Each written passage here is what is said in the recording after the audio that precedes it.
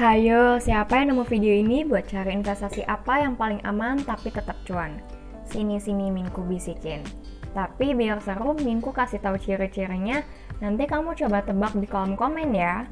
Nanti di akhir video, Minku kasih tahu jawaban yang benar. Siap? Oke, ciri-ciri yang pertama. Produk investasi ini dikelola sama pihak profesional yang namanya manajer investasi. Selain itu, dia juga bebas pajak. Produk investasi ini juga sering dibanding-bandingin sama deposito karena sama-sama rendah risiko, tapi produk ini lebih liquid dan menghasilkan imbal hasil yang lebih tinggi daripada deposito. Gimana? Udah ketebak belum nih? Nah, nggak cuman itu, produk investasi ini juga anak muda banget karena biasanya bisa dibeli dan dijual lewat aplikasi. Anak muda kan gitu, maunya rebahan tapi tetap sat, bener gak? Terus nggak cuman itu, produk investasi ini juga ramah banget di kantong, walaupun lagi tanggal tua. Soalnya bisa dibeli mulai dari 10.000.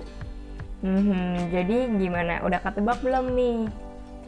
Buat kamu yang udah jawab reksadana pasar uang atau RDPU, selamat, jawaban kamu tepat sekali. Karena memang reksadana pasar uang adalah salah satu investasi yang paling aman karena risikonya yang cenderung rendah. Makanya nggak heran, reksadana pasar uang atau RDPU ini sering dipakai buat nyimpen dana darurat atau untuk investasi jangka pendek dalam 1-2 tahun. Kalau risikonya rendah, berarti keuntungannya juga rendah dong, Minku.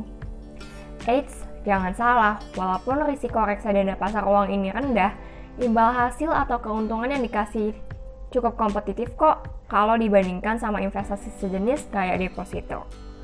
Saat video ini dibuat, bunga deposito per tahun mencapai 2,75% setelah dipotong pajak 20% per tahun. Sedangkan reksadana pasar uang bisa menghasilkan 6-7% per tahun tanpa dipotong pajak lagi. Kok bisa gitu?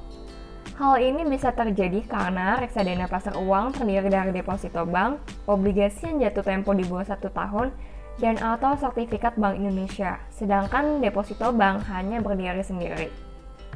Jadi bisa dikatakan reksadana pasar uang punya risiko yang sedikit lebih tinggi daripada deposito biasa.